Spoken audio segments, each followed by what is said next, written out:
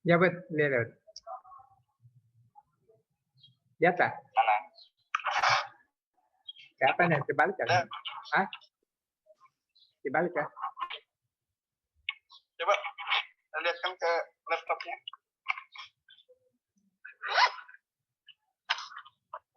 Lihat lah. Jangan goyang-goyang kayak. Nggak kelihatan.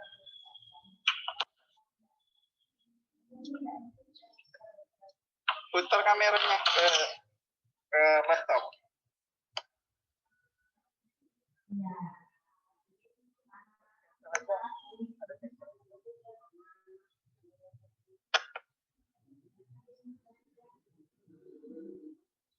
Berapa mutarnya nih?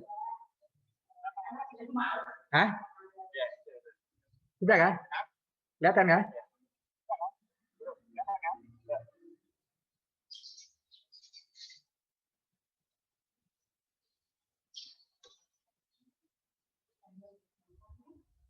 Nah. Hah?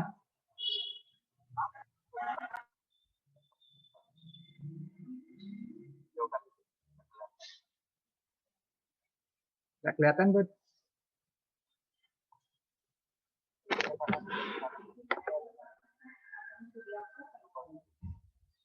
Udah lama minta tolong dulu.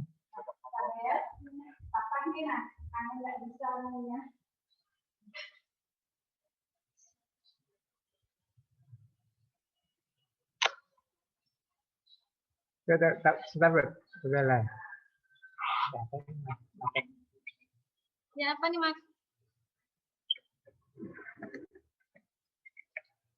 Ini nah. Dia keluar ini. Halo? Halo?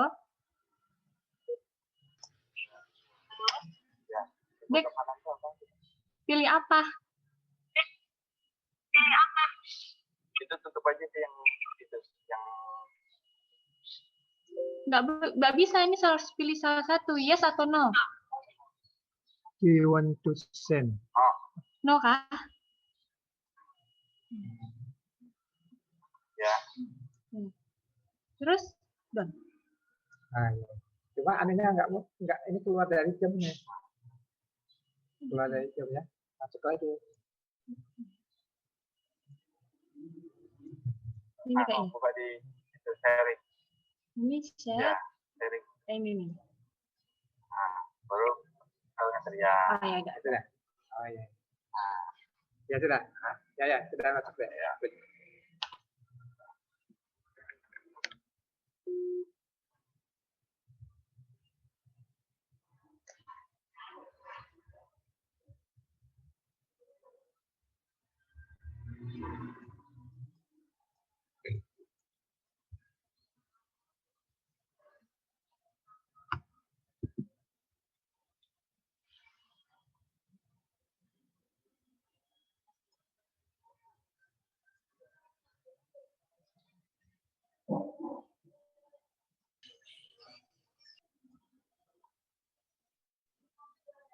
Halo.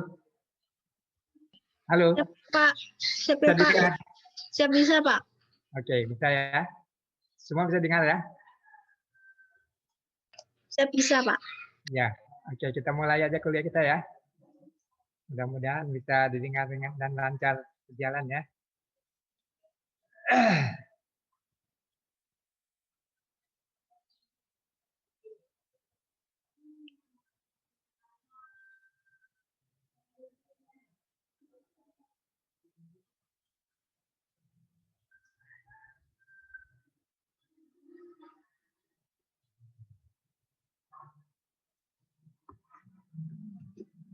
Kita yang lalu sampai kepada masalah elit dan perkembangan modernisasi.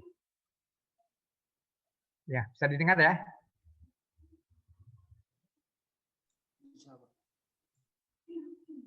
Masalah inti yang dihadapi oleh elit di negara berkembang, seperti kita ketahui, banyak sistem politik baru yang biasanya dicobakan untuk mengembangkan suatu negara ya. Bermacam-macam sistem yang dicoba, termasuk kasus Indonesia pernah menjadi negara serikat ya. Anda bisa lihat di dalam sejarah itu. Dalam perjalanannya ternyata negara serikat yang atau federasi di Indonesia itu ternyata tidak dapat berjalan dengan lancar ya, karena seolah-olah Indonesia terbagi-bagi dengan negara-negara bagian ya. Kemudian yang kedua, mengintegrasikan golongan plural menjadi kesatuan politik. Dan yang ketiga, perlunya mencapai kemajuan ekonomi yang berarti dalam waktu yang pendek.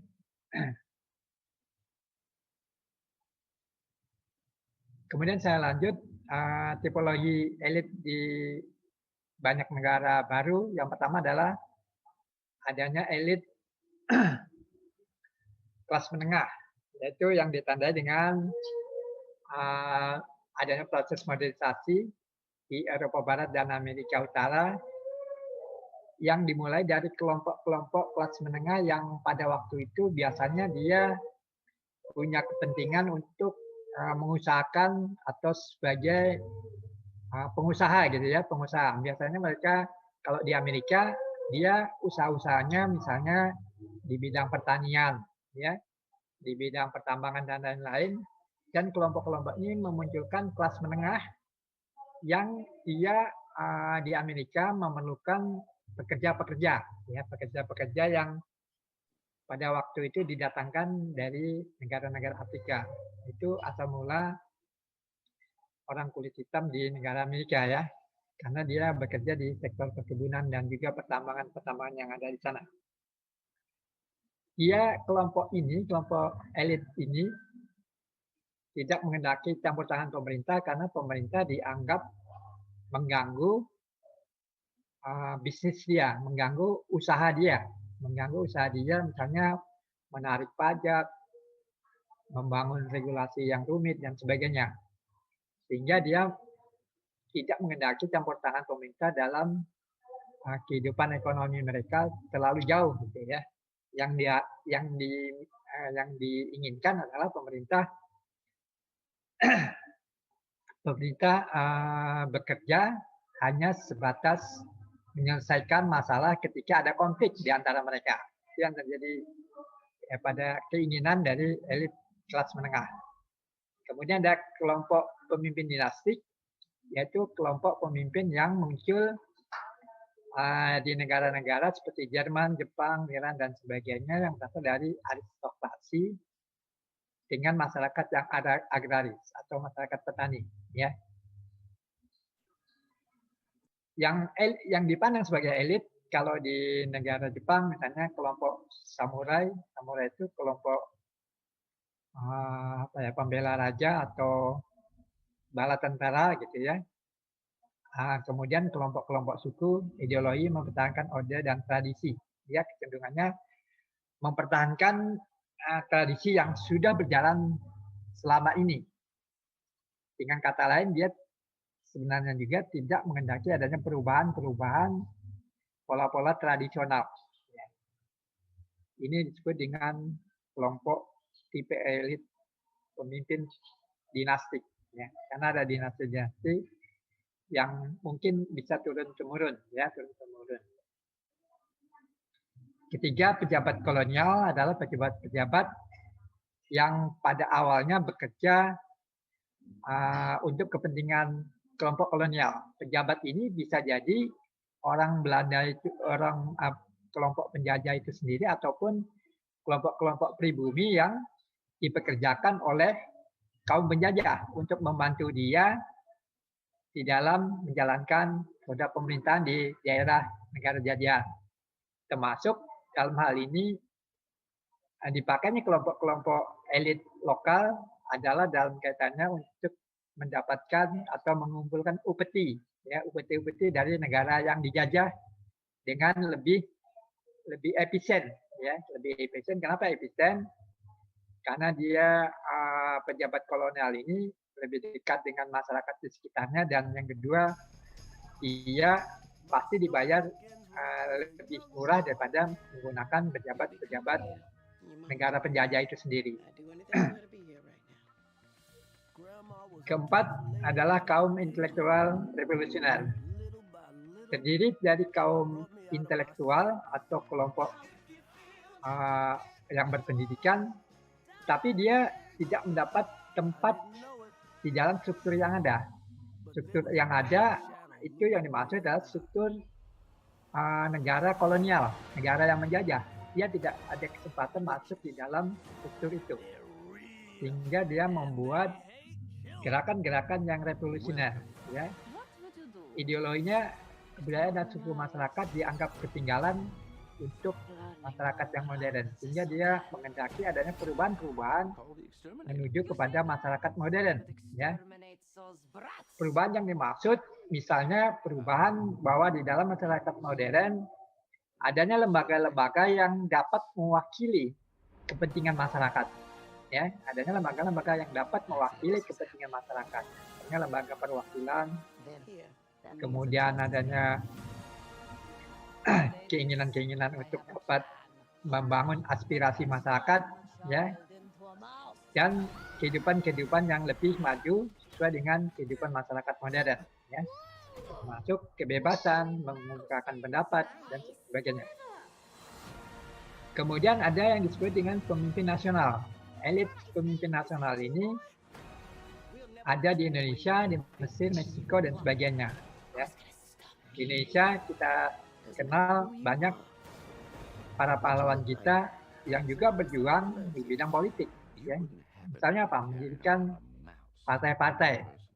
Apa sih makna dari partai? Partai itu adalah tempat wadah menghimpun, ya, menghimpun kelompok masyarakat yang mempunyai aspirasi dan ideologi yang sama, ya. Dan dia juga memperjuangkan atau sebagai suatu gerakan melawan penjajah untuk kemerdekaan, ya. Di Indonesia banyak partai-partai politik yang didirikan oleh kelompok elit politik ini, misalnya Partai PNI, Partai Masyumi, ya, dan banyak yang lain lagi, ya, termasuk Ormas dan sebagainya, ya, PSI, ya, Partai Serikat Islam Indonesia, Budi Utomo, ya, dan seterusnya dan seterusnya. Asal dari gerakan sosial politik ini juga adalah melawan penjajah dengan ideologi nasionalisme. Apa yang dimaksud nasionalisme adalah upaya untuk menyatukan nation atau menyatukan bangsa di dalam suatu idealisme nasionalisme menjadi satu kesatuan. Nasionalisme lawannya adalah lokalisme, lokalit, ya, kelompok-kelompok lokal. Ya. Tetapi yang diinginkan adalah ideologi yang bersifat nasionalisme yang menyatukan semua kelompok-kelompok yang ada di negara yang baru tersebut. Kemudian saya lanjut. Tipe sistem politik menurut Sales Almond dan Coleman, yang pertama adalah apa yang disebut dengan demokrasi politik. Sistem politik kita tandai dengan kekuasaan, adanya kekuasaan legislatif, eksekutif, yudikatif yang kedudukannya bebas satu dari yang lain, ya. Mengapa disebut demokrasi? Karena di dalamnya ada kebebasan. Kebebasan pada kelompok atau yang memegang kekuasaan legislatif, kekuasaan yang memegang eksekutif, dan yang memegang kekuasaan yudikatif. Jadi satu dengan lain bebas, tidak bisa mengintervensi, tidak bisa mengintervensi, yang ada biasanya koordinasi, ya, koordinasi saja, bukan saling mengintervensi. Ini adalah juga sebagai bentuk apa yang dikenal dengan trias politika, ya. Ada kekuasaan legislatif, eksekutif, dan yudikatif yang satu sama lain bebas untuk menjalankan kekuasaannya masing-masing. Jadi kekuasaan itu dibagi di dalam 3 kekuatan besar ini, ya, 3 kekuatan besar. Kemudian yang kedua, ada yang disebut dengan dalam sistem ini ada yang disebut dengan demokrasi terpimpin, ya. Dalam pelaksanaan demokrasi banyak sekali kesulitan-kesulitan di dalam pelaksanaan, maka dilakukan penyesuaian-penyesuaian di dalam struktur formal dan prakteknya agar pemerintahan dapat berjalan dengan efektif. Itulah yang disebut dengan demokrasi terpimpin. Sehingga kesannya di dalam demokrasi terpimpin ini ada kelompok yang dominan, terutama elit politik, yang mengatur irama berjalannya demokrasi di negara tersebut. Ya, misalnya Indonesia, kasus Indonesia pada waktu yang lalu. Apakah negara Indonesia dikatakan negara otoriter, misalnya ya, walaupun pada waktu yang lalu juga ada hal-hal yang bisa dikatakan otoriter, tetapi pasti tidak, karena dia mengatakan Indonesia adalah negara yang demokrasi. Demokrasinya adalah demokrasi terpimpin. Yang dimaksud terpimpin adalah adanya arahan-arahan, ya, arahan-arahan yang kadang-kadang juga dapat bersifat represif, ya, juga dapat represif untuk mewujudkan kehidupan demokrasi dan tanda petik demokrasi dalam rangka mencapai tujuan negara. Yang ketiga, apa yang dikenal dengan oligarki pembangunan, ya. Adanya konsentrasi kekuasaan di tangan pemerintah dalam rangka kecepatan pembangunan, adanya pengawasan di tangan militer atau rezim sipil yang didukung elit, parlemen hanya untuk memberi persetujuan atau nasihat, tidak ada tempat untuk oposisi. Ketergantungan pada birokrasi yang ada, yudikatif kekuasaannya dipaksakan untuk melumpuhkan lawan, militer yang kuat, mobilisasi penduduk guna persatuan nasional dalam rangka proyek pembangunan. Nah, ini kita bisa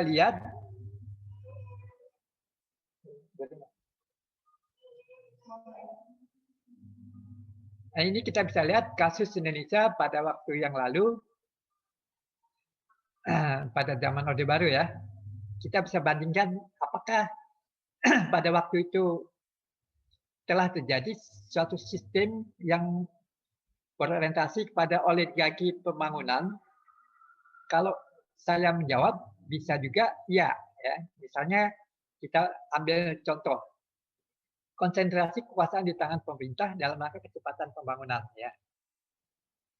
Pada waktu itu, pada zaman Orde Baru, pemerintah dalam hal ini eksekutif, ya, dan jajarannya mempunyai power kekuatan yang sangat kuat. Kenapa sangat kuat? Karena dia didukung oleh kelompok militer, ya, kelompok militer yang mendukung rezim sipil yang berkuasa.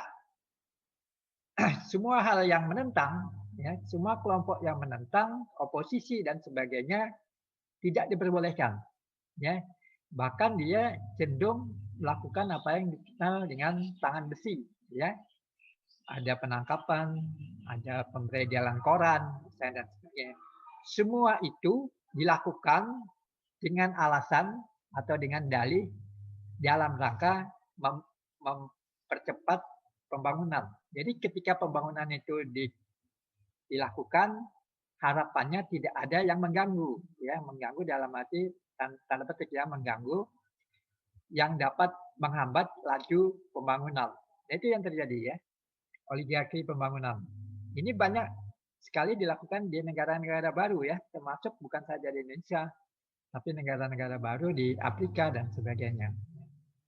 Jadi semua hal yang dinyatakan menghambat pembangunan itu biasanya akan diberikan sanksi, ya, sanksi tegas.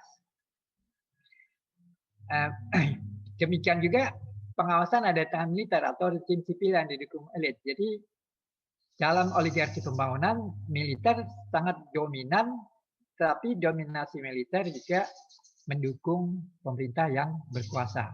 Itu kuncinya juga ya. Mengapa pemerintah pada waktu itu sangat kuat? Karena dia didukung oleh kelompok militer. Sementara itu, lembaga parlemen atau lembaga yudikatif, lembaga legislatif, dia sifatnya hanya memberi persetujuan atau nasihat. Tidak ada tempat untuk melakukan oposisi. Jadi parlemen tidak punya kemampuan bersuara. Ya. Jadi dia tidak bisa mengemukakan aspirasi masyarakatnya sebenarnya. Dia hanya sifatnya memberi persetujuan, ya. Persetujuan apa? Persetujuan aturan-aturan, ya, undang-undang yang dibuat oleh pemerintah, dalam hal ini eksekutif, pemerintah, dalam rangka percepatan kemajuan pembangunan, ya, dalam rangka percepatan akselerasi pembangunan. Jadi tidak ada tempat untuk oposisi. Oposisi tidak ada, karena dianggap sebagai penghambat laju kecepatan pembangunan. Jadi oposisi tidak dibenarkan. Ketika ada kelompok yang memberikan kritik, memberikan kritik dan sebagainya, maka kelompok itu bisa dikenakan sanksi, Sehingga pada zaman itu seperti kita ketahui, kita lihat tidak ada namanya demo yang diatur. Ketika ada demo, pasti ada nanti tokoh-tokoh yang ditangkap dan sebagainya. Dan seterusnya. Birokrasi sangat kuat, ya. Kenapa? Karena semua tergantung pada birokrasi pemerintahan, ya. Birokrasi pemerintahan sangat kuat.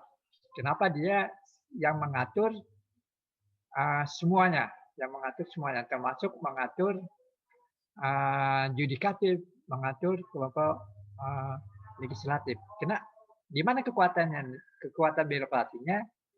Birokrasi pemerintahan memegang kekuasaan mengatur anggaran untuk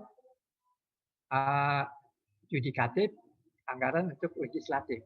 Ya, jadi itu adanya ketergantungannya sangat kuat di situ. Ya, jadi kelompok eksekutif ini sangat kuat karena dia punya otoritas anggaran.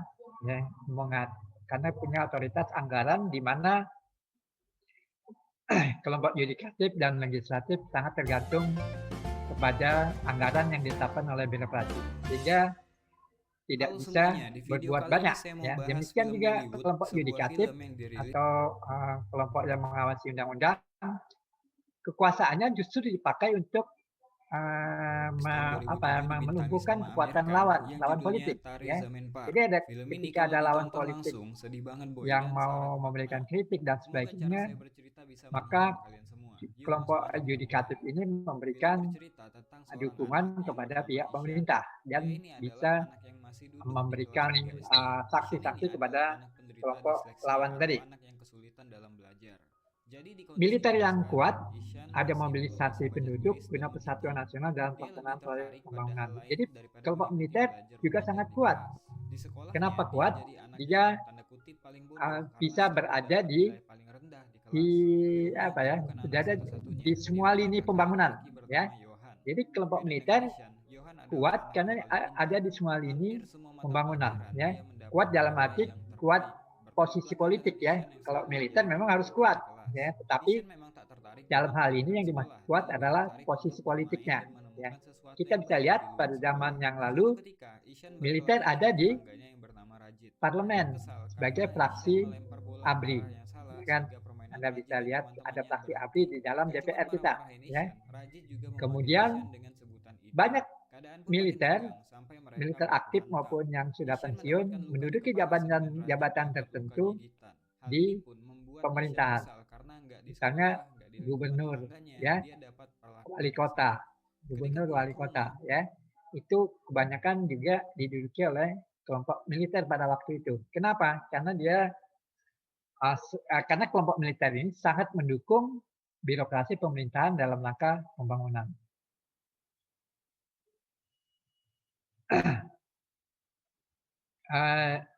Itulah gambaran dari apa yang disebut dengan oligarki pembangunan. Jadi pengertian oligarki pembangunan adalah suatu sistem di mana semua kekuatan diarahkan untuk mencapai laju atau akselerasi pembangunan semaksimal mungkin, dengan catatan tidak ada kelompok-kelompok yang dianggap sebagai oposisi atau memberikan kritik dan sebagainya, sehingga oligarki pembangunan ini sebenarnya juga terkesan bersifat otoriter, ya memang otoriter ya, dengan dalih kecepatan pembangunan tadi, ya. Dalam kalau kita lihat hasilnya, memang pada waktu itu laju pembangunan tercapai dengan maksimal, ya. Pembangunan tercapai dengan maksimal. Tapi pembangunan yang dimaksud tidak termasuk pembangunan politik. Ya, pembangunan politik justru ditinggalkan, ya. Pembangunan politik ditinggalkan, tapi yang dituju adalah pembangunan dalam arti materi semata-mata, meninggalkan pembangunan politik. Apa bukti meninggalkan pembangunan politik? Tidak adanya kelompok oposisi, tidak adanya demokrasi yang baik, ya. Karena misalnya pada zaman dulu itu partai politik hanya ada 3, Partai Golkar, Partai P3, dan Partai PDI. Yang sangat kuat adalah Partai Golkar, itulah partai pemerintah yang didukung oleh ABRI. Sementara 2 partai lainnya kecil, sangat kecil, ya, sangat kecil, tidak bisa sama sekali tidak bisa menyanyi Partai Golkar pada waktu itu, ya. Jadi sangat kecil peranannya. Kemudian yang keempat ada yang disebut dengan oligarki totaliter. Oligarki totaliter ini adalah adanya suatu rezim kelompok masyarakat gitu ya, rezim itu apa ya, rezim yang memerintah misalnya seperti fasisme di Jerman, di Italia, ya. Fasisme ini mempunyai suatu ideologi yang konsisten dan terperinci dan merupakan legitimasi baginya. Ya. Partai memiliki birokrasi yang kuat dan harus mengurus indoktrinasi dan mobilisasi massa. Dalam parlemen, fungsinya menyetujui rencana pemerintah. Jadi dia tidak punya kewenangan menyampaikan aspirasi masyarakat. Dia sifatnya menyetujui saja. Tidak ada peradilan yang bebas, tidak ada kelompok kepentingan yang otonom, yang ada adalah organisasi yang berafiliasi dengan partai. Ya. Misalnya kita ambil contoh fasisme di Jerman. Mengapa fasisme di Jerman ini disebut totaliter? Karena semua loyalitas harus ke partai yang ada di Jerman pada waktu itu. Ya. Pada waktu itu adalah partai Nazi. Ya, Nazi ini Jerman pada waktu sebelum Perang Dunia Kedua ya. Partai Nazi. Partai Nazi adalah partai yang ada di Jerman, di Italia demikian juga ada satu kelompok partai yang harus loyalitas ke sana. Dia mempunyai ideologi dan legitimasi. Legitimasinya adalah bahwa bangsa Jerman adalah bangsa yang unggul, ya, sehingga dia punya optimisme untuk membangun dengan negara Jerman sebagai legitimate yang berkuasa, ya. Partai memiliki birokrasi yang kuat, mengurus indoktrinasi, mobilisasi massa dan fundamental yang penting. Jadi semua harus berafiliasi pada partai, ya. Termasuk contoh juga oligarki totaliter adalah negara-negara komunis, ya, negara-negara komunis di mana semua harus tunduk dan berafiliasi dengan partai komunis yang ada di sana. Misalnya negara Cina, negara Rusia, partai adalah ideologi dan semua harus berafiliasi dengan partai itu.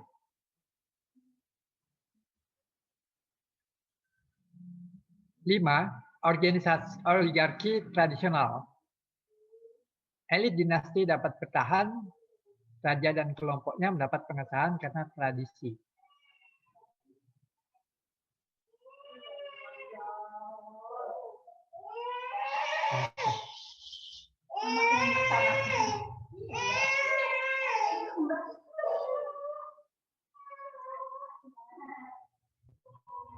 Ya, jadi oligarki tradisional ini di mana raja dan kelompoknya mendapatkan legitimasi pengesahan secara tradisi. Misalnya di Jepang, ya. Mengapa Raja Jepang mendapatkan pengesahan secara tradisi? Karena raja dianggap sebagai wakil Tuhan di dunia, ya. Sehingga itu yang membuat raja seumur hidup tidak bisa dituntut dan sebagainya. Termasuk ketika Perang Dunia Kedua, harusnya penjahat perang dihakimi, ya. Penjahat perang itu dihakimi, dituntut, termasuk penjahat perang di Jerman, ya. Penjahat perang di Jerman kan banyak yang dituntut di sidang pengadilan, kemudian dijatuhi hukuman, seterusnya dan seterusnya. Tetapi tidak pada Raja Jepang, ya. Kenapa? Karena negara sekutu pada waktu itu melihat bahwa Raja Jepang adalah raja juga sebagai wakil Tuhan, sehingga dia tidak dihakimi agar masyarakat Jepang tidak akan melakukan pemberontakan secara lebih luas, ya. Sehingga kerajaan Jepang masih berjalan eksis sampai saat ini, ya. Pengangkatan dalam birokrasi atas pertimbangan pribadi, parlemen atas kemurahan hati raja atau elit saja, ya. Jadi birokrasi diangkat atas pertimbangan pribadi, ya. Seperti misalnya oligarki tradisional juga bisa kita lihat pada kerajaan-kerajaan, ya, kerajaan-kerajaan tradisional, monarki yang masih kuat, ya. Kita bisa lihat misalnya negara Brunei, ya, negara-negara di Timur Tengah dan sebagainya. Pengangkatan dalam birokrasi atas pertimbangan pribadi. Pribadi siapa? Pribadi raja. Misalnya raja mengangkat saudaranya menjadi menteri, menjadi panglima perang, menjadi pejabat-pejabat tinggi di pemerintahannya. Itu yang terjadi, kan? Demikian juga keberadaan parlemen. Parlemen di negara itu ada karena kemurahan hati raja atau elit saja. Jadi raja agar supaya negara itu bisa disebut sebagai negara yang berorientasi kepada negara demokrasi, maka dibuatlah parlemen yang dianggap mewakili kepentingan rakyatnya. Parlemen yang dianggap mewakili kepentingan rakyatnya. Sehingga parlemen ini bisa ada, bisa tidak. Ya, kalau dia ada, itu berarti raja atau elit politik pada waktu itu memberikan kesempatan untuk membuat suatu bentuk parlemen yang dapat mewakili aspirasi rakyatnya. Tapi bisa juga tidak. Gitu.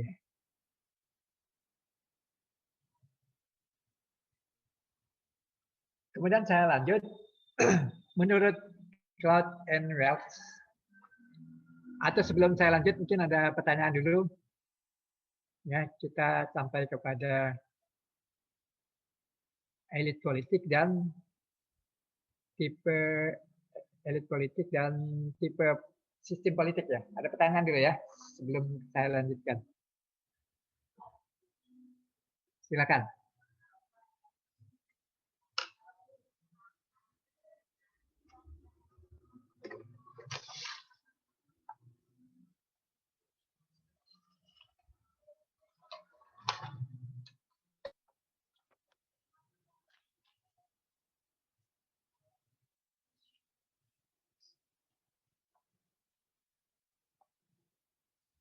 Nggak ada, ya? Nggak ada pertanyaan? Bisa didengar, ya? Bisa didengar suara? Halo? Ya, Pak, bisa didengar, Pak. Bisa, ya? Oke. Ada pertanyaan, ya? Ada pertanyaan nggak? Siap, tidak ada, Pak. Sudah ada. Oke, saya lanjut, ya.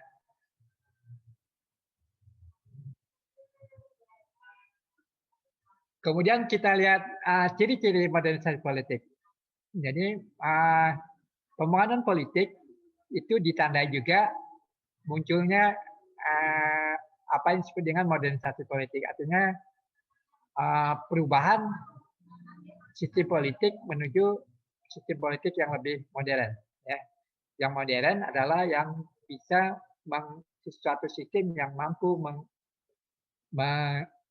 menghimpun aspirasi masyarakatnya untuk menjadi suatu kebijakan-kebijakan. Yang pertama, ciri modernisasi politik ditandai dengan pemusatan kekuasaan kepada negara, ya. Dibarengi dengan melemahnya sumber-sumber wewenang kekuasaan tradisional, ya. Jadi ciri pokok di dalam masyarakat modern dalam arti modernisasi politiknya itu ditandai kekuasaan yang mengerucut atau mengerucut kepada kekuasaan yang lebih besar, jauh lebih besar, yaitu kekuasaan negara. Hal itu diikuti dengan melemahnya sumber-sumber wewenang kekuasaan tradisional. Kekuasaan tradisional bisa kekuasaan-kekuasaan di daerah di mana ada raja-raja, ada kepala suku dan sebagainya. Jadi semua tetap loyalitas kepada kekuasaan negara. Walaupun ada kekuasaan di daerah, harapannya semua akan tunduk kepada kekuasaan negara. Ya. Jadi dalam arti ini tidak ada, gampangnya kita bisa lihat tidak ada negara di dalam negara. Ya. Negara di dalam negara, ya, ngerti ya maksud saya. Ada suatu kelompok atau daerah yang mempunyai suatu sistem yang menyaingi negara-negara, ya. Sehingga tidak ada negara di dalam negara. Ya. Jadi semua tunduk kepada suatu kekuasaan, pemusatan kekuasaan kepada negara. Tidak ada yang lain. Ya. Yang kedua, adanya diferensiasi dan spesialisasi lembaga-lembaga politik. Ya. Diferensiasi dan spesialisasi lembaga-lembaga politik ditandai dengan munculnya lembaga-lembaga yang mewakili aspirasi masyarakat, ya. Lembaga-lembaga yang dapat mewakili aspirasi, misalnya lembaga DPR, ya, dan seterusnya dan seterusnya. Kita lihat di Indonesia dalam perkembangannya, di Indonesia ada lembaga yang mewakili pemerintah, masyarakat, misalnya ada DPR kabupaten kota, ada DPR provinsi, di tingkat provinsi, dan ada DPR pusat. Ya. Kemudian ada lembaga lagi yang muncul yang mewakili aspirasi masyarakat di daerah adalah DPD, ya, Dewan Perwakilan Daerah. Itu adalah bentuk perkembangan lembaga-lembaga yang mewakili masyarakat di Indonesia. Ya. Sehingga kalau kita lihat dengan adanya DPD ini, komposisinya menjadi lebih solid untuk mewakili masyarakatnya, baik jumlahnya maupun lokasinya. Kalau DPR itu mewakili jumlah masyarakatnya, kalau DPD mewakili daerahnya, aspirasi masyarakat daerahnya, ya, daerahnya yang diwakili. Yang ketiga, peningkatan partisipasi rakyat di dalam politik. Ya, peningkatannya seperti apa? Kita ambil contoh, misalnya adanya partisipasi langsung.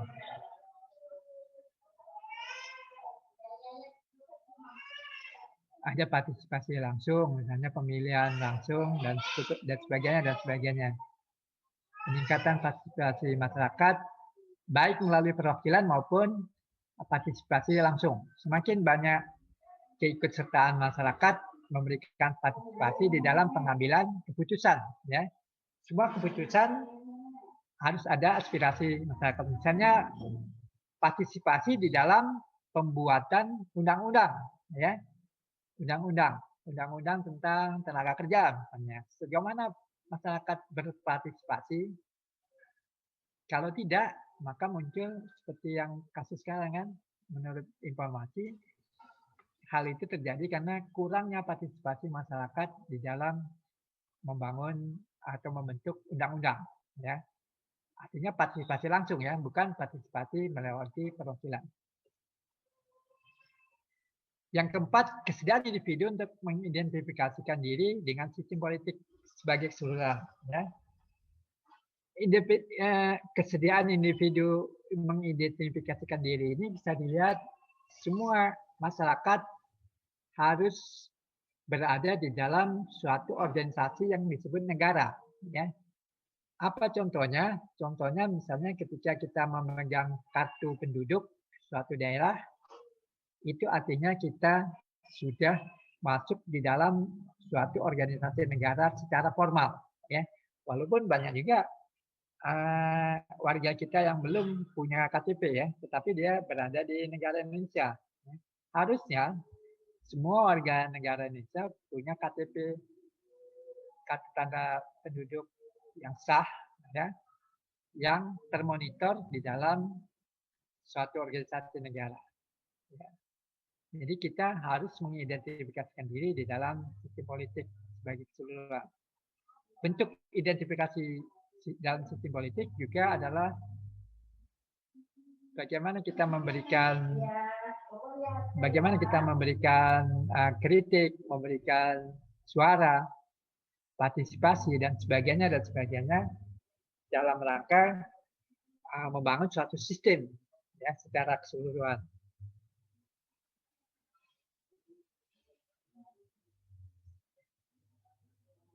Modernisasi politik juga ditandai dengan perubahan dari banyak segi yang tidak dapat diasumsikan terjadi secara damai. Jadi perubahan di dalam pembangunan politik bisa juga terjadi secara tidak damai. Tidak damai misalnya ketika terjadi demo, ada konflik dan sebagainya ya. Jadi perubahan-perubahan yang dikehendaki bisa juga terwujud dengan cara yang dalam tanda petik tidak damai, konflik. Ketika itu konflik dan terwujudnya karena konflik, pasti ada tindakan-tindakan yang represif. Muncullah tindakan-tindakan represif. Dengan demikian, perubahan yang dimaksud harapannya bisa terjadi dengan secara damai. Modernisasi adalah bentuk revolusi atau perubahan yang mendasar dalam waktu cepat dengan menghancurkan nilai-nilai pandangan kelompok tradisional yang dapat menimbulkan ketegangan-ketegangan yang sulit diselesaikan. Ya.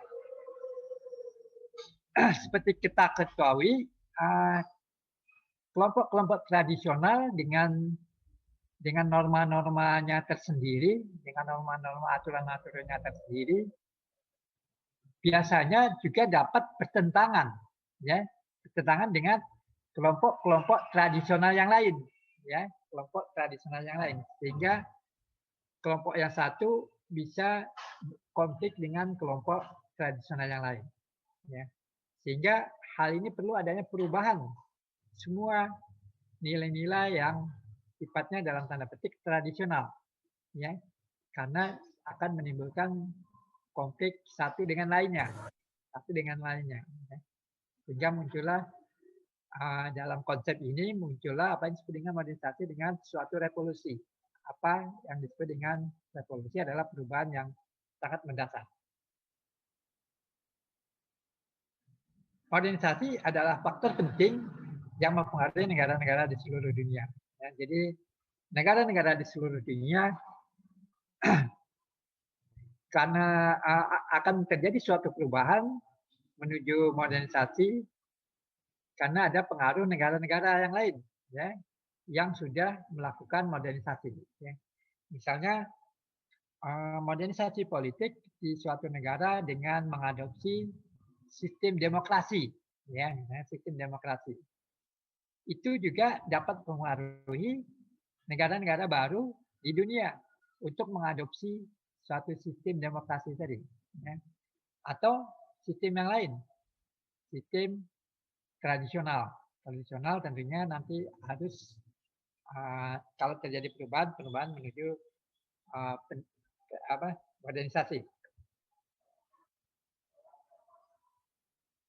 Saya lanjut lagi. Faktor sukar berfungsinya demokrasi politik di negara berkembang, ya. Seperti kita ketahui bahwa bentuk demokrasi yang sekarang ini dilaksanakan, dijalankan di banyak negara berkembang tidak berjalan dengan mulus, ya, tidak dapat berjalan dengan baik karena banyak faktor yang mempengaruhi, ya. Ekses dari demokrasi yang dijalankan seperti itu, misalnya contoh kasus Indonesia, ya. Ketika demokrasi dijalankan sebagai suatu bentuk aspirasi pembangunan politik, kita bisa lihat misalnya ketika terjadi pemilu, ya, pemilihan presiden, di situ terjadi polarisasi kekuasaan yang sangat besar, ya. Ada kelompok yang terpecah, ya. Dengan demikian, bentuk demokrasi dalam hal ini akan memunculkan polarisasi kekuasaan yang dapat satu dengan lain saling konflik, ya, ya. Itu ya. Jadi bisa menjadi bumerang juga, ya, demokrasi yang terlalu tergesa-gesa dilakukan tanpa melihat kearifan lokal tradisional bisa menjadi bumerang, ya. Masyarakat akan terpecah dan akan menjadi konflik, ya. Konflik yang tidak berkepanjangan di negara baru, yang berbeda dengan di negara yang sudah berkembang, yang negara maju. Ya, ketika di negara maju, ketika ada pemilihan presiden, ketika selesai, maka masalahnya sudah selesai. Tapi di negara berkembang tidak. Ketika ada pemilihan presiden, di mana masyarakat terbelah dua, yang satu mendukung yang satu mendukung yang satu lagi. Ketika pemilihan sudah selesai, masyarakat ini masih tetap terbelah dua. Ya. Itu ekses dari demokrasi di negara berkembang, ya, berbeda di negara maju, ya.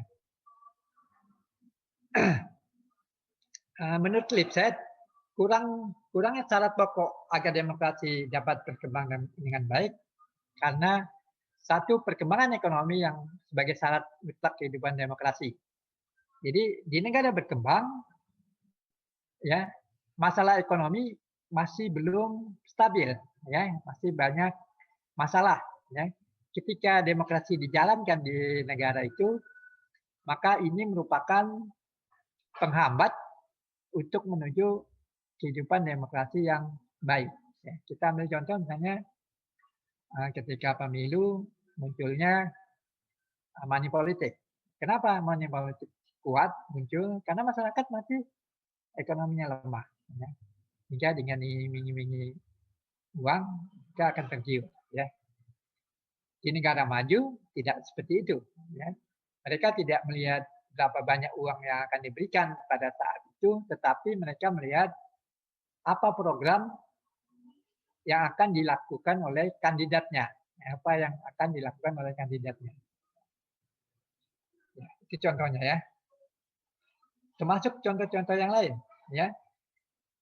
Termasuk ya, ketika perkembangan ekonomi yang masih rendah, biasanya diiringi dengan tingkat pendidikan yang juga rendah, ya. Sehingga tingkat pendidikan yang rendah ini menyebabkan demokrasi politik tidak berjalan dengan baik. Kenapa demikian? Karena masyarakat tidak melihat kepada program kerja, tetapi melihat kepada hal-hal yang bersifat propaganda, ya, propaganda, janji-janji yang mungkin tidak bisa ditepati dan sebagainya dan sebagainya. Semakin makmur suatu nation, satu bangsa, ya, semakin makmur suatu bangsa, maka semakin besar kemungkinannya bahwa bangsa itu akan berpegang kepada demokrasi. Ya. Semakin makmur suatu bangsa, maka asumsinya negara itu akan semakin demokratis. Ya. Kenapa demikian? Karena semakin makmur suatu bangsa, asumsinya masyarakatnya semakin mempunyai tingkat pendidikan yang lebih baik, sehingga akan berpikir secara rasional. Ketika mereka berpikir rasional, maka demokrasi adalah sebagai bentuk suatu bentuk sistem politik yang dianggap sangat-sangat rasional. Kenapa? Karena bentuk demokrasi pasti ada kebebasan berbicara, kebebasan mengeluarkan pendapat, kebebasan menyuarakan aspirasi, dan adanya persamaan hak-hak kewarganegaraan. Ya, ada dua hal itu ya. Ada kebebasan dan ada persamaan hak. Ya, itu adalah hal-hal yang dianggap rasional, sangat rasional bagi masyarakat yang mempunyai tingkat pendidikan yang baik. Dan masyarakat yang mempunyai tingkat pendidikan yang baik biasanya adalah suatu masyarakat, suatu bangsa yang makmur, gitu ya, makmur. Yang ketiga, ya seperti tadi, penduduk akan berpartisipasi dalam kehidupan politik dengan menggunakan pikirannya. Ya. Maksudnya dengan menggunakan pikirannya adalah dia akan berpikir rasional, ya akan berpikir secara rasional, akan berpikir pada hal-hal yang logik, ya yang masuk dalam logika. Ya. Ketika dia tidak rasional maka dia tinggalkan. Misalnya negara kerajaan, misalnya di mana pangeran raja berhak menunjuk wakil-wakil, menunjuk pejabat-pejabatnya, itu menimbulkan pola pikir yang sangat tidak rasional. Yang pertama, tidak ada kebersamaan hak. Kenapa dia yang menunjuk pejabatnya, tidak dipilih oleh rakyat? Ya, itu alasannya.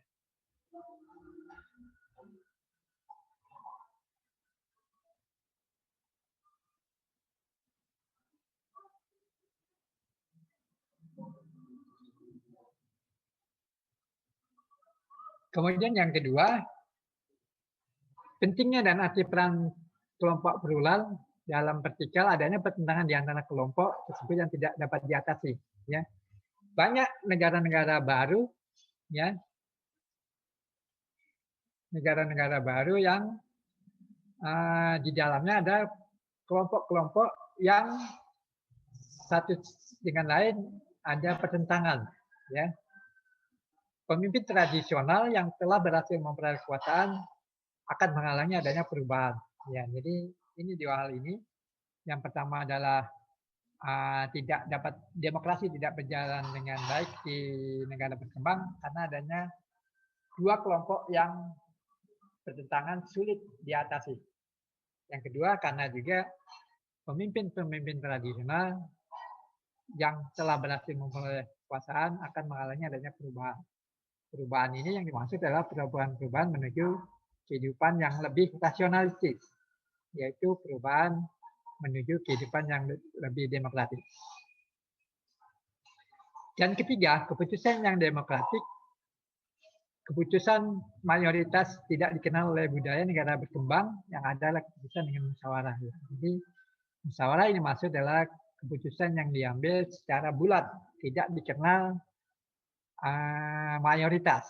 Mayoritas itu kalau kita ambil contoh misalnya keputusan yang diambil dengan dasarnya adalah suara terbanyak.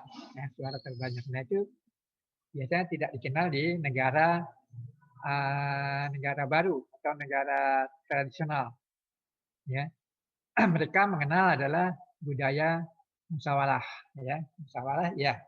Tapi ketika keputusan mayoritas itu tidak dikenal, sehingga ketika putusan diambil secara mayoritas maka yang kelompok lainnya pasti tidak bisa menerimanya. Tidak bisa menerimanya bisa jadi dia melakukan protes, bisa jadi dia melakukan sabotase atau tidak mengikuti keputusan yang diambil, bahkan bisa jadi dia melakukan konflik fisik yang lebih jauh. Tidak dapat menerima mengakui kesalahan di depan umum. Nah ini juga budaya, latar belakang budaya yang ada di masyarakat. Tidak bisa mengakui kesalahan di depan umum. Kurang latihan dalam menggunakan lembaga demokrasi. Ya, jadi tidak bisa menggunakan lembaga-lembaga demokrasi dengan baik. Artinya di dalam lembaga demokrasi ada lembaga-lembaga perwakilan dan sebagainya, ada hak-hak masyarakat dan sebagainya, tapi tidak bisa dimanfaatkan dengan baik. Misalnya melakukan tidak bisa menyuarakan aspirasi melalui lembaga, sehingga lembaga itu tidak bisa mendengar aspirasi masyarakatnya. Jadi lembaga itu bergerak sendiri. Atau sebaliknya, ketika masyarakat melakukan protes dengan demo misalnya, maka demonya dilakukan dengan cara anarkis. Jadi tidak bisa menggunakan lembaga-lembaga demokrasi dengan baik. Tidak melakukan demo dengan baik. Atau melakukan demo tetapi tidak mengerti tujuan dan apa yang diinginkan. Kelima, mobilisasi massa dan masalah harapan yang dibangkitkan. Sesudah merdeka, asumsinya pemimpin nasional tidak bisa berhasil memenuhi harapan dan menimbulkan prestasi. Ya.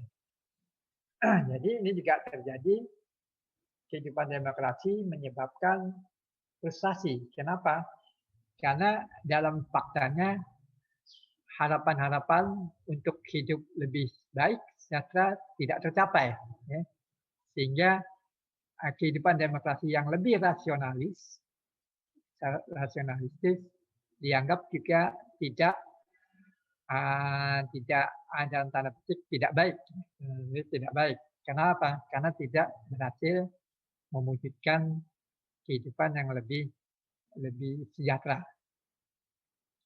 Yang keenam, keyakinan panggilan. Banyak terjadi kaum intelektual merasa terpanggil untuk memimpin negara secara terus-menerus. Sehingga hal ini menyebabkan dia membangun suatu sistem yang otoriter. Ya. Membangun yang otoriter dalam arti mengabaikan hak-hak masyarakat lain.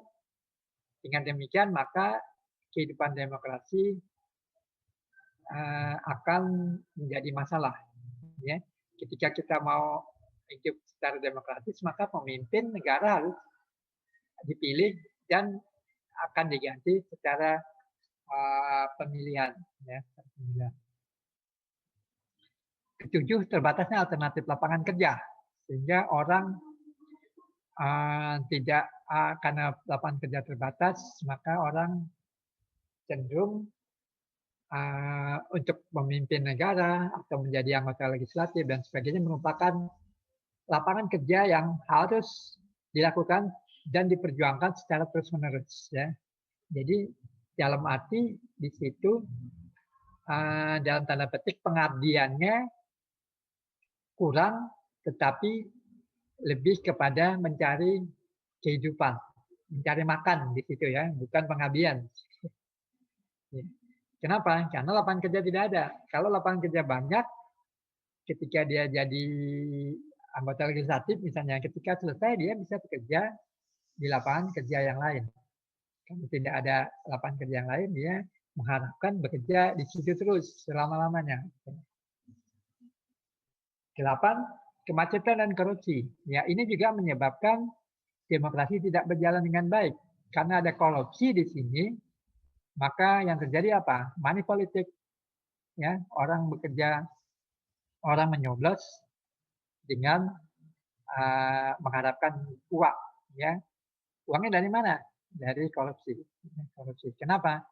Karena makanya untuk menjadi seorang pejabat negara itu harus punya uang yang banyak didapat dari korupsi.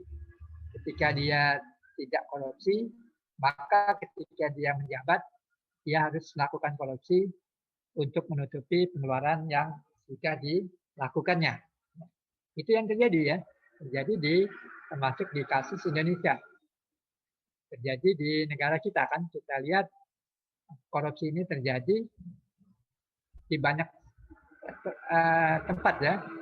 Makanya kita lihat banyak para koruptor menjadi pejabat negara ya. Dan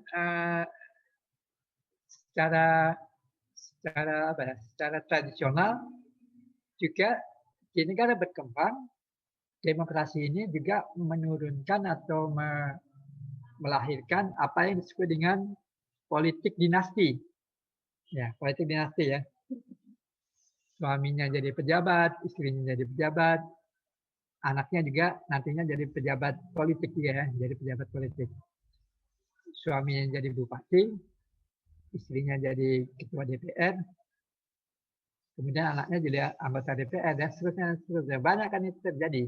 Itu yang disebut dengan politik dinasti, ya. Kalau itu terjadi, maka demokrasi yang diharapkan juga tidak berjalan dengan baik. Kenapa?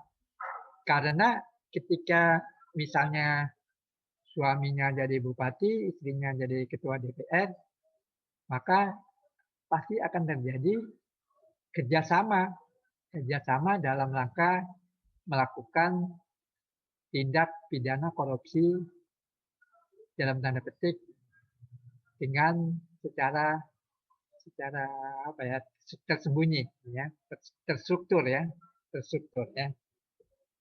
Contoh misalnya ya Anda bisa lihat kan di kasus Bupati Kutai Timur tertangkap tangan korupsi. Istrinya yang ketua DPR Kabupaten Kutai Timur juga tertangkap tangan karena korupsi. Ini indikasi antara bupati dengan ketua dewan saling kerjasama, ya. Ketua bupati yang mengajukan anggaran, DPR yang menyetujui. Asumsinya gampangannya kan seperti itu ya. Ya, ini menurut saya inilah kuliah kita hari ini ya. Silakan ada pertanyaan, kami persilakan.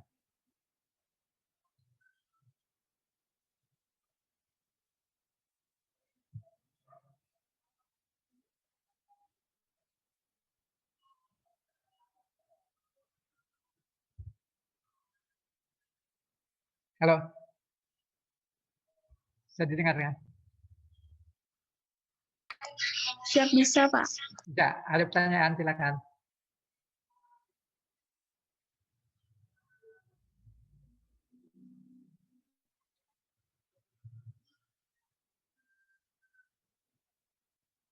Anda bisa bertanya misalnya kasus-kasus pada saat ini dihubungkan dengan mata kuliah ini, ya, mata kuliah pengembangan politik. Pengembangan politiknya kan sangat aplikatif, sangat bisa dilihat dengan kasus yang terjadi di negara berkembang, termasuk Indonesia. Konsepnya seperti ini, aplikasinya seperti apa, gitu ya. Jadi konsepnya seperti yang kita bicarakan ini, kemudian pelaksanaannya seperti kita lihat di pemerintahan kita pada saat ini, ya. Ada bisa bandingkan itu ya. Ya. Ada pertanyaan?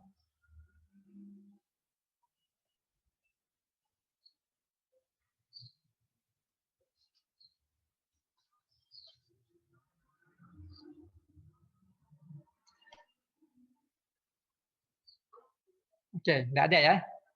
Oke, baiklah. Jadi nanti kita akan mid semester ya. Ketua kelas ada kah? Ketua kelas. Siap, Pak. Ketua kelas apa namanya? Siap, Reda Fadola, Pak. Dan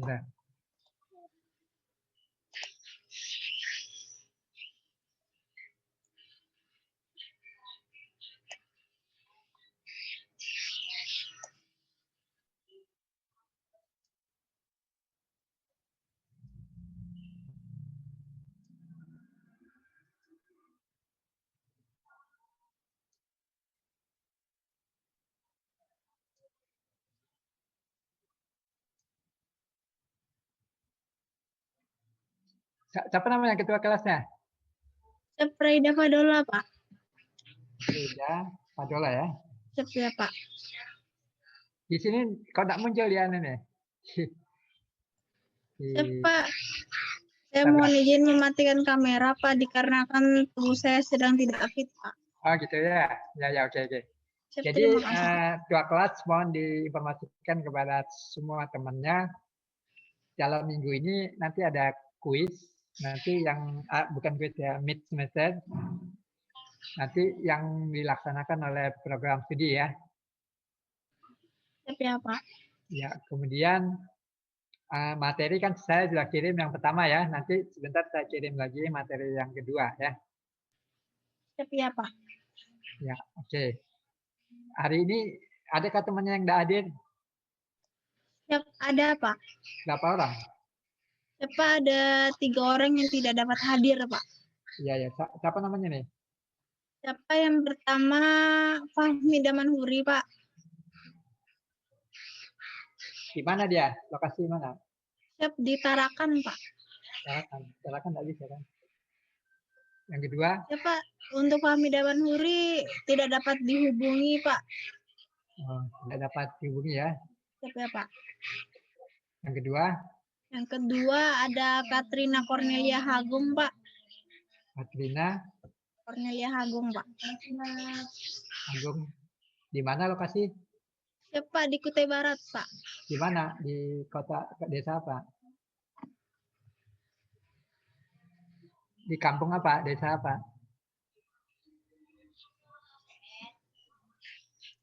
Siap, Pak. Di Kelian luar Katrinanya, Pak. Kalian? Siap ya, Pak. Kalian luar itu agak susah sinyal ya? Siap ya, Pak. Oh iya, iya. Enggak. Ya, kemudian satu lagi. Siap, Pak, Riani Agustina, Pak. Di? Lokasinya di L2 Tenggarong seberang, Pak. Karena hari ini sedang hujan deras, Pak. Makanya gitu ya. jaringannya kurang bagus, Pak. Ya, ya, oke. Saya hanya sarankan teman-temanmu yang tidak ada sinyal ya, tidak ada sinyal. Kalau pas jam kuliah itu mohon ke ke daerah yang ada sinyal ya, biasanya ke kecamatannya. Ya, Siap ya, Pak.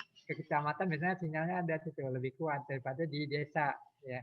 Nanti kalau habis kuliah pulang lagi enggak apa-apa. Daripada nanti dia enggak pernah ikut kuliah nanti bermasalah ya. Siap ya, Pak. Jadi disarankan aja gitu yang Rida ya. Siap ya, Pak. Yang pertama diinformasikan bahwa teman-teman yang sinyalnya lemah mohon mendekat ke ibu kota kecamatan ya, termasuk yang tadi di mana nih? Di Kelian ya. Siap ya, Pak. Katrina, Pak. Ya, Kelian itu kecamatannya di mana itu? Di Melak aja, di Melak atau di Balong Toko ya? Walaupun agak jauh itu ya. Oke, itu yang pertama. Yang kedua, diinformasikan nanti kalau nggak salah nanti ketua kelas nanyakan ke pengelola kapan mid semester ya. Siap ya, Pak. Katanya tadi kemarin tuh dia janjikan mau hari Jumat atau apa gitu ya. Mohon semua ikut ya, semua ikut supaya ada nilainya. Nanti kalau nggak ikut nggak ada nilai nanti. Siap ya, Pak. Kita temennya semua ikut mid semester. Yang kedua pada saat kuliah kalau tidak ada sinyal di desanya mohon ke kecamatan ya. Siap ya, Pak. Ya. Kan lumayan daripada ke Samarinda kan lebih jauh lagi nanti. Siap ya, Pak. Supaya sama-sama jalan gitu. Nanti kesian kan nanti dia enggak jalan nanti enggak ada nilai atau nanti absennya enggak cukup. Absennya yang lola kan program studi. Ya. Siap ya, Pak. Program studi yang nanti kalau absennya enggak cukup nanti bisa dia ngulang semester lagi. Ya. Siap ya, Pak. Ya, mohon diinformasikan Frida ya. Frida di mana Frida? Pak, sekarang posisi masih ada di Tenggarong, Pak. Tenggarong di ya. Kota Tenggarong, Pak. Ya, Tenggarong. Tinggal di mana? Ya, Pak, saya tinggal di Gunung Belah, Pak. Di mana? Di Tenggarong kotanya, Pak. Di Tenggarong kota. Oh iya iya. Oke ya. Siap ya, Pak. Oke, kuliah kita akhiri sampai sini. Mohon perhatiannya harus mengikuti ujian mid semester yang akan dilaksanakan minggu ini. Ya, minggu ini. Nanti Frida mohon tanya ke pengelola kapan, hari apa, jam berapa, lewat Zoom atau apa nanti mohon dikonsultasikan ke pengelola ya. Demikian Frida ya. Oke, Siap ya, Pak. sampai ketemu lagi. Assalamualaikum warahmatullahi wabarakatuh. Selamat siang. Waalaikumsalam. Waalaikumsalam warahmatullahi wabarakatuh.